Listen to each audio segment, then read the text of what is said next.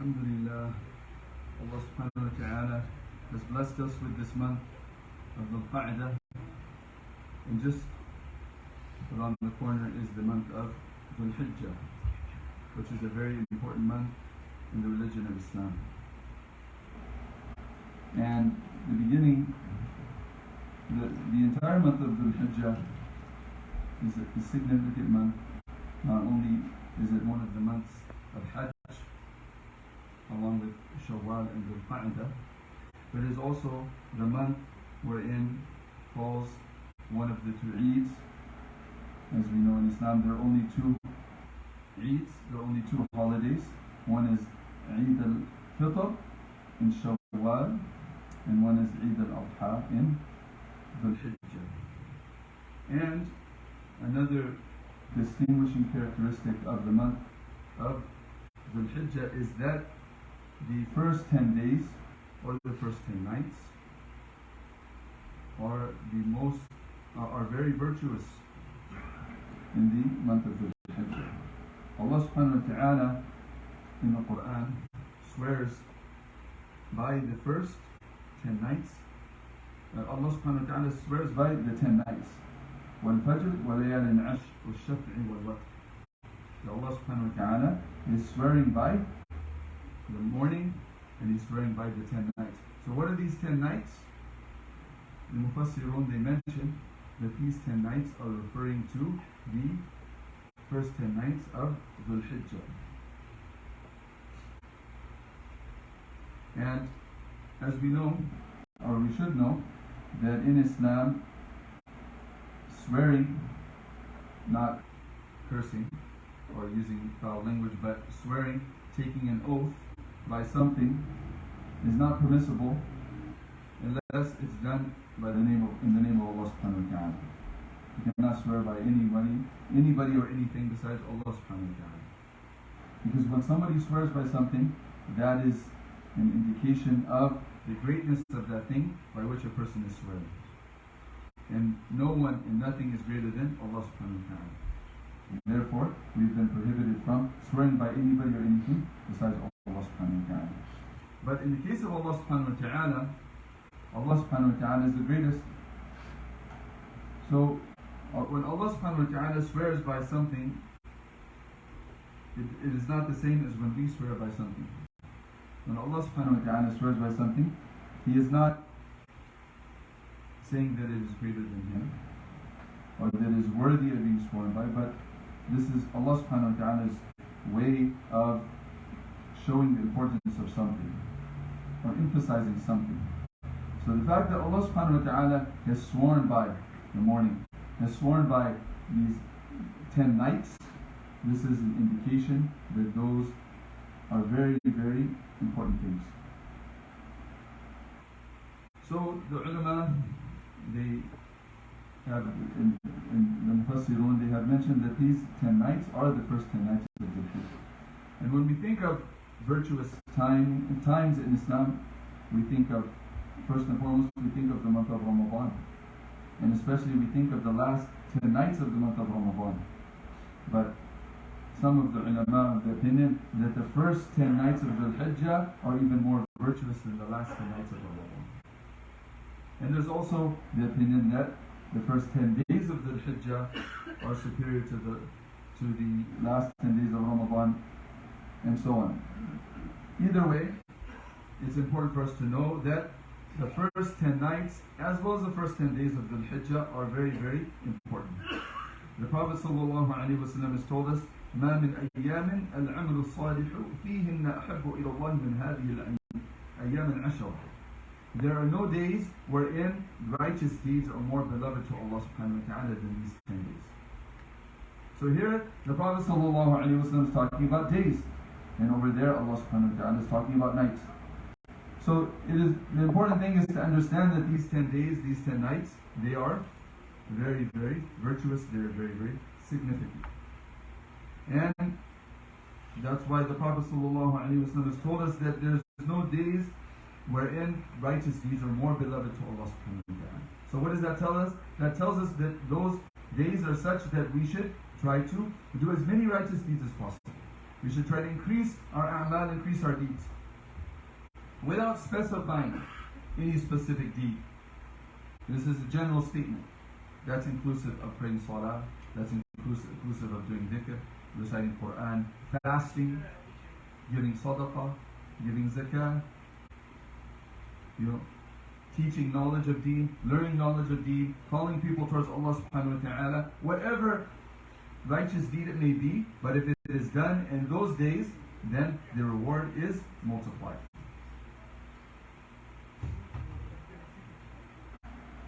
And many of the ulama, they recommend that based on this hadith and other hadith, it is advisable that we should fast these first 10 days of the Hijjah. Now, when we say the first 10 days of the Hijjah, we don't mean literally the first 10 days, but we mean the first 9 days. Because as we know, the 9th day of the Hijjah is the day before Eid al-Adha. And this is for the people doing Hajj, this is known as Yawm Arafah, the day of Arafah. This is the day when people, they gather in Arafah. Right?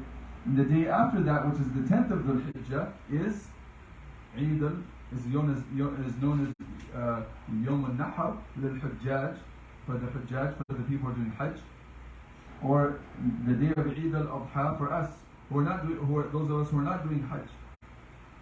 And as we know, fasting on the day of Eid is something which is prohibited. It's something which is not allowed.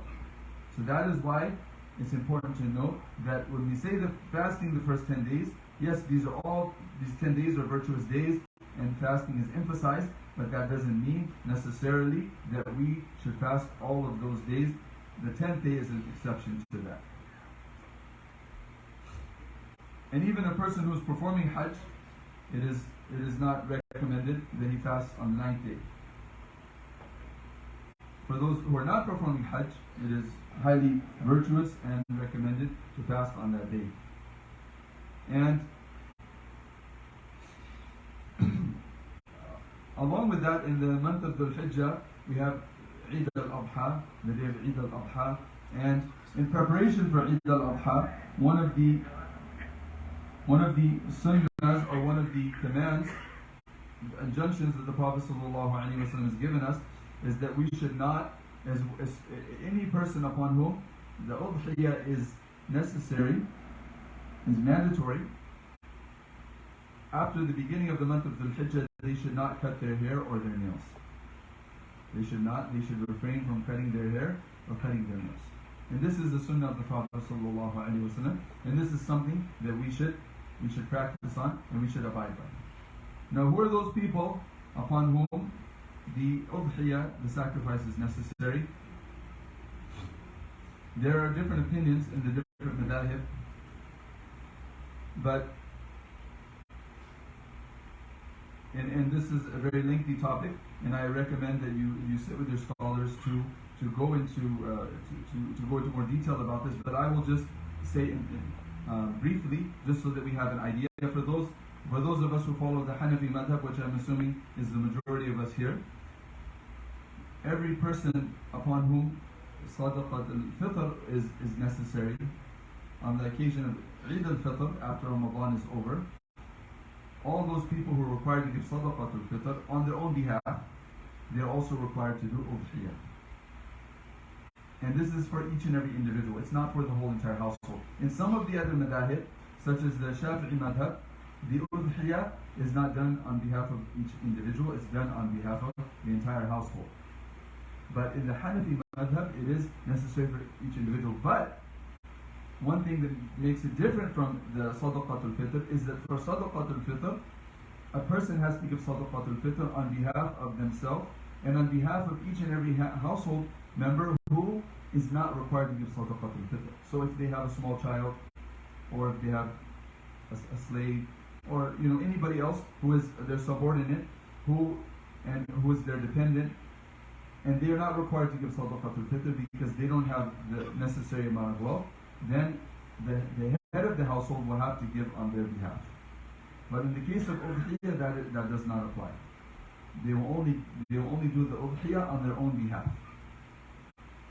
And the udhiyah, the obligation of udhiyah will be fulfilled by sacrificing a lamb or sacrificing a goat. And there are certain requirements which is a lengthy topic. I will not elaborate on that, inshallah. Once again, we can sit with our scholars, inshallah, and get more in-depth understanding of this. But this obligation is fulfilled by sacrificing either a goat or a lamb or a sheep, or 1/7 portion, up to at least 1/7 portion of a cow or a camel. So in the case of cows or camels, it is not necessary that for one person to take the whole, to sacrifice the whole entire animal on their own behalf. They can take a share of at least 1/7.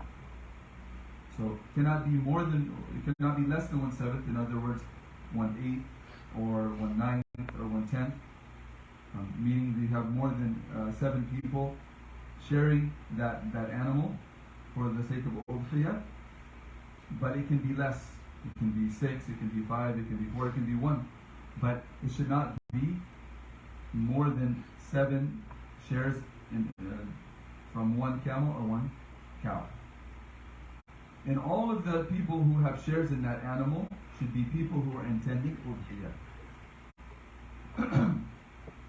In other words, a person it shouldn't be that 6 of the people, they have intention, okay, I'm buying a share in this animal for the sake of udhiyah, to fulfill my obligation of sacrificing on the occasion of Eid al-Adha. And one of the people he just wants some meat. Right? He just wants meat. Now, of course, even if you do the udhiyah, you're still going to get meat. But he doesn't have intention of udhiyah, he only has intention of meat. Then that will render the udhiyah of all the other shareholders invalid. So that is something that we have to be cautious about.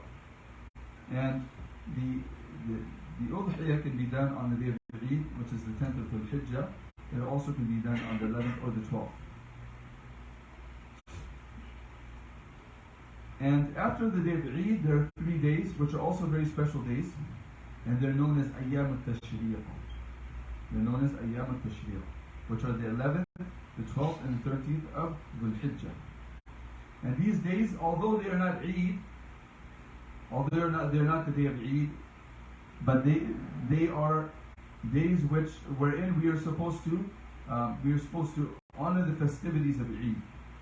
So just like on the day of Eid, we're not allowed to fast, and the reason that is elaborated in the hadith of the Prophet ﷺ is because those are days where where Allah subhanahu wa ta'ala has given us the blessing of celebrating and showing our thanks to Him, and that is a time where He wants us to eat. He wants us to show our thanks to Him, and also to eat and to enjoy in a halal way, of course.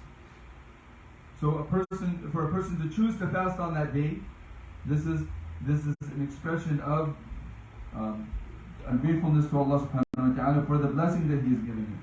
He's given him this day so that he can appreciate the blessings of Allah subhanahu wa ta'ala, and he can praise Allah subhanahu wa ta'ala and worship Allah subhanahu wa ta'ala, but he chooses to fast instead, so this is not acceptable.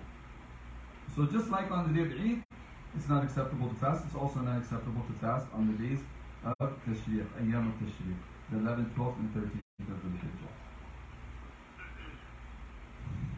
And there's also one other very important and unique hukam in the month of al-Hijjah, and that is the takbirat al-Tashriq.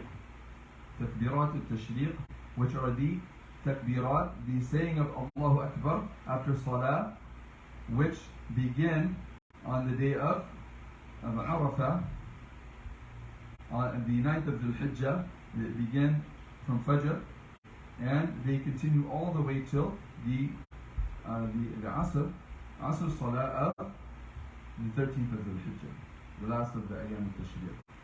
So over those 5 days, it is necessary that we do takbirat out loud after Salah. All men are required to do the takbirat out loud, at least in the Hanafi madhab. Women, they're also required to do the takbirat, and they need to say it in at least loud enough to hear it themselves, but they should not raise their voice to the extent that their voice can be heard by غير محارم, by strangers. But they should at least say it out loud. Men, they should raise their voice. They're required to say it out loud. And there's different wording for these takbirat in the different madahib, and also different number of times that they're said. So inshallah we should ask our respective scholars what is the way of fulfilling this sunnah and this requirement of doing takbirat, inshallah. So inshallah, may Allah subhanahu wa ta'ala give us all the understanding and enable us to, inshallah, take full advantage of this month of al-Hijja which is coming, and inshallah enable us to fulfill all the rights of this month, and inshallah perform all the a'mal of this month. Jazakallahu khairan.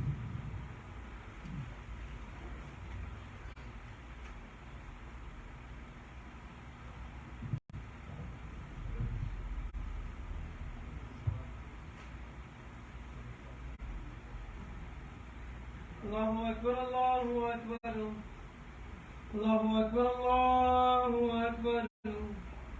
Ashhadu an la ilaha illallah. Ashhadu an la ilaha illallah. Ashhadu anna Muhammadan Rasulullah.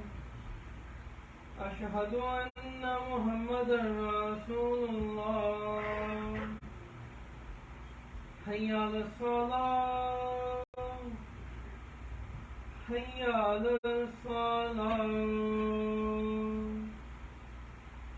hayya ala falah, hayya ala falah. Allahu Akbar, Allahu Akbar, la ilaha illallah.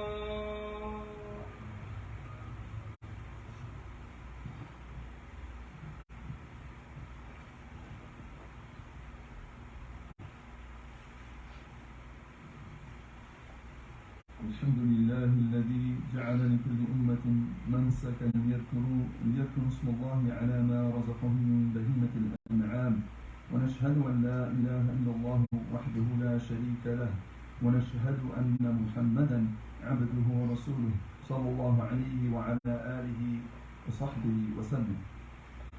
أما بعد، فقد قرب شهر مبارك، شهر ذو الحجة، الذي أقسم الله بلياليه العشر، حيث قال: والفجر وليال عشر والشفع والوتر. وقال النبي صلى الله عليه وسلم في رواية عن البخاري: ما من أيام العمل الصالح فيهن أحب إلى الله من هذه الأيام العشرة. ومن أحكام هذا الشهر عن أم سلمة قالت: قال رسول الله صلى الله عليه وسلم: إذا دخل العشر وأراد بعضكم أن يضحي فلا يمس من شعره وبشره شيئا. رواه مسلم. ومنها يوم عيد الأضحى الذي قد شرعه الله لنا لنكبره على ما هدانا ولعلنا نشكره. وأوجب التضحية على كل مسلم حر عاقل موسر مقيم، والموسر الذي وجب عليه صدقة الفطر، يعني الذي هو مالك النصاب حال من أي مال كان زائد عن ضروريات حياته، ويجزئ في الأضحية شاة عن فرد واحد وبقرة عن 7 أنفار. ووقت الأضحية ما بعد صلاة العيد إلى يوم 12 من ذي الحجة، ولا يجوز الصوم على يومي العيدين ولا أيام التشريق. قد أفلح من تزكى وذكر اسم ربه فصلى، إنا أعطيناك الكوثر فصل لربك وانحر.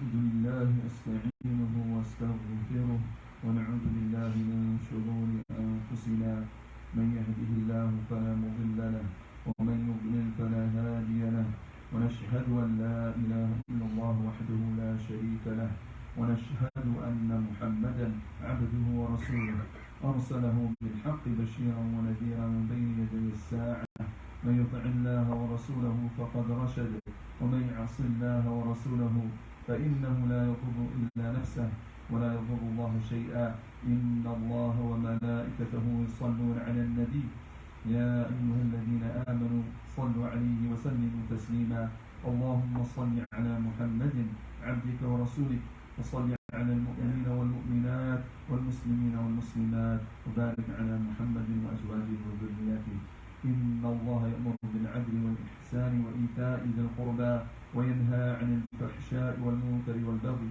يعظكم لعلكم تذكرون فاذكروني أذكركم واشكروني ولا تكفرون.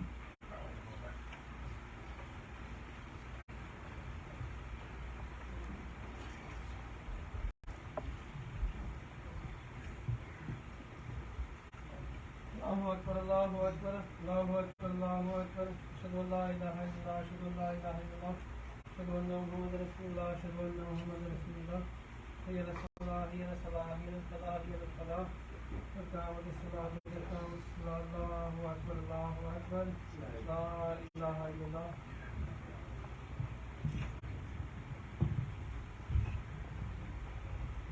سووا صفوفكم فإن تسوية الصفوف من إقامة الصلاة. Brothers, please take a moment to look down and make sure your heels are lined up on the same line and your shoulders should be touching. There shouldn't be any gaps in the middle. Inshallah, brothers, move towards the middle, towards the Imam, inshallah. Fill in the gaps, and inshallah, make sure the row in front of you is complete before starting any new rows.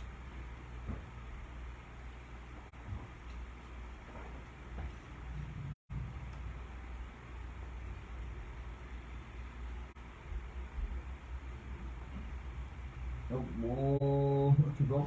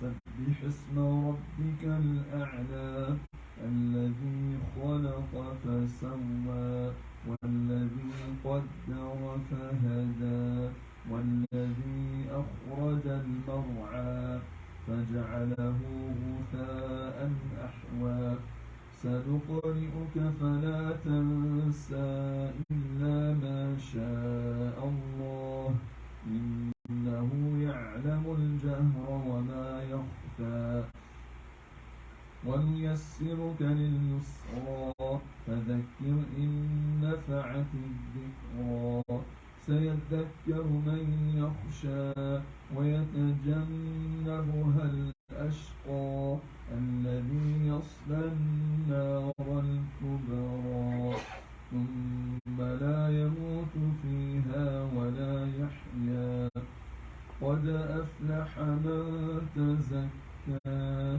وذكر اسم ربه فصلى بل تؤثرون الحياة الدنيا والآخرة خير وأبقى إن هذا لفي الصحف الأولى صحف إبراهيم وموسى.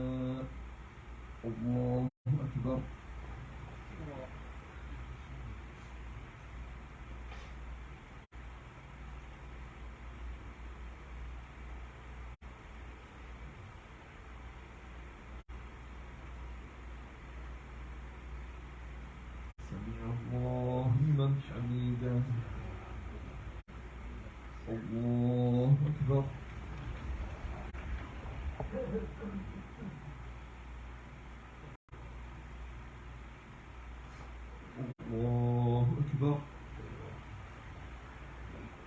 الله أكبر.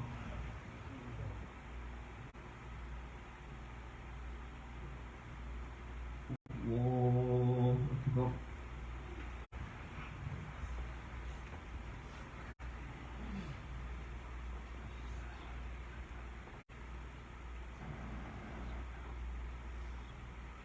الحمد لله رب العالمين الرحمن الرحيم مالك يوم الدين إياك نعبد وإياك نستعين اهدنا الصراط المستقيم صراط الذين أنعمت عليهم غير المغضوب عليهم ولا الضالين.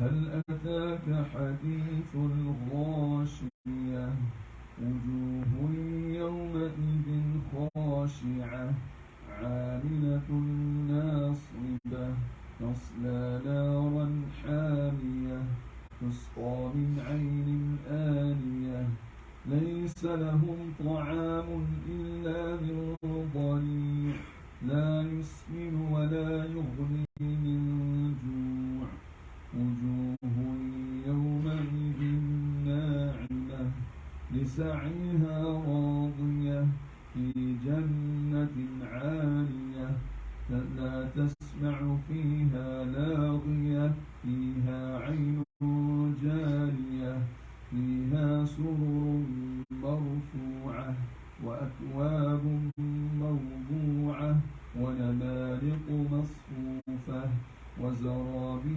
مبثوثة أفلا ينظرون إلى الإبل كيف خلقت وإلى السماء كيف رفعت وإلى الجبال كيف نصبت وإلى الأرض كيف سطحت فذكر إنما أنت مذكر لست عليهم بمسيطر إلا من تولى وكفر فيعذبه الله العذاب الأكبر إن إلينا إيابهم ثم إن علينا حسابهم.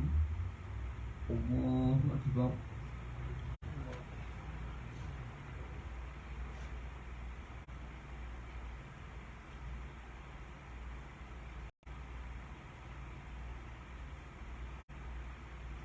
سمع الله لمن حمده. الله أكبر.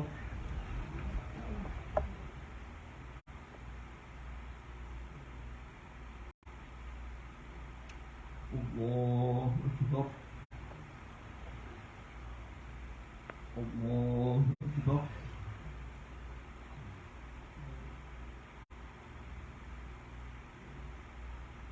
الله أكبر.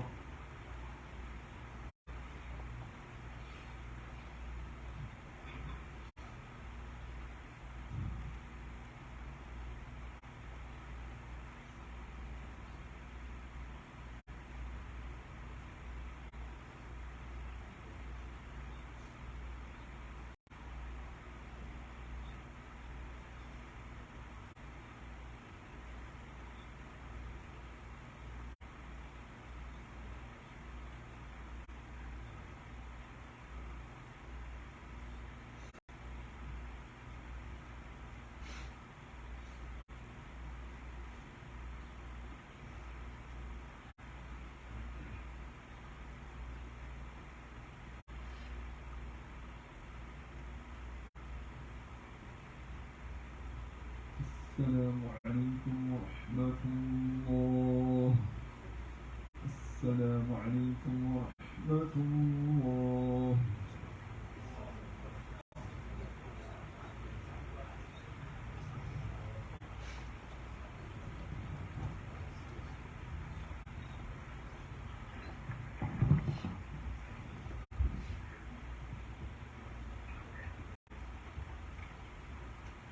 brothers are requested to make dua for baby Aisha. She's in NICU, and brother Sidakat.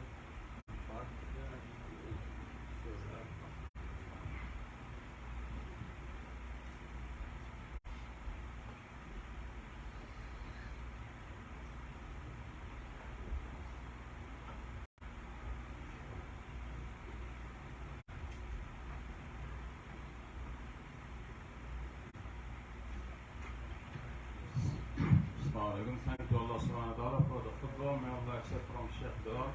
Please remove the double parked car from the IIT main parking lot. A recording of the Friday khutbahs are available at IIT Facebook group and also at YouTube channel IIT Forums. Please subscribe it.